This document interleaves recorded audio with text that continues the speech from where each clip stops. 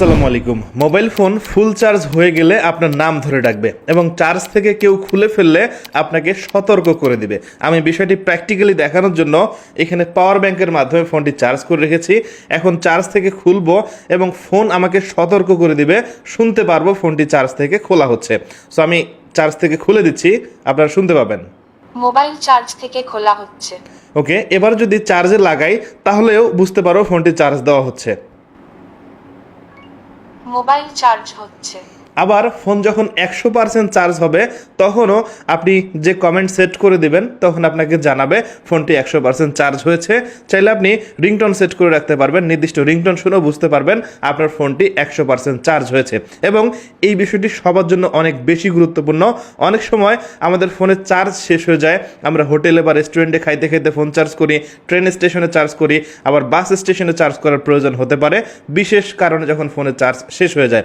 So সেই সময় আপনার ফোনটি চার্জে লাগিয়ে দিচ্ছেন, কিন্তু কোনো কারণবশত কেউ যদি ফোনটি খুলে ফেলার চেষ্টা করে বা ফোনটি চুরি করার চেষ্টা করে, চার্জ থেকে খোলা মাত্রই আপনি আপনার ফোনের নির্দিষ্ট রিংটোন শুনতে পারবেন অথবা যেটি সেট করে রাখবেন সেটি শুনতে পারবেন এবং আপনি সতর্ক থাকতে পারবেন। অবশ্যই বিষয়টি সবার জন্য অনেক বেশি গুরুত্বপূর্ণ।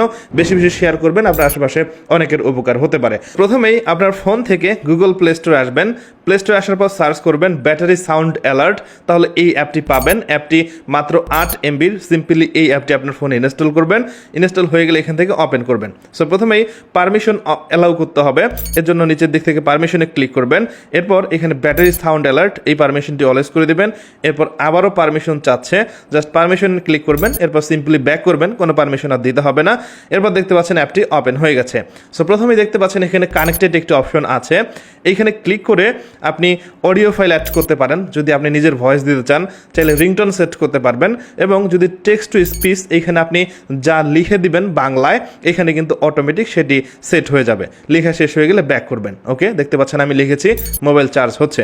এবার ডিসকানেক্টেড, অর্থাৎ আপনার ফোনটি চার্জ থেকে খুলে ফেললে কি বলবে, এখানে ক্লিক করে আপনি চাইলে অডিও ফাইল রিংটোন দিতে পারেন। আমি টেক্সট টু স্পিচে দিচ্ছি মোবাইল চার্জ থেকে খোলা হচ্ছে, তাহলে এটি বলবে। এরপর দেখতে পাচ্ছেন ব্যাটারি ফুল, অর্থাৎ ব্যাটারি ফুল হয়ে গেলে আপনি চাইলে নির্দিষ্ট রিংটোন সেট করতে পারেন অথবা লিখে রাখতে পারেন।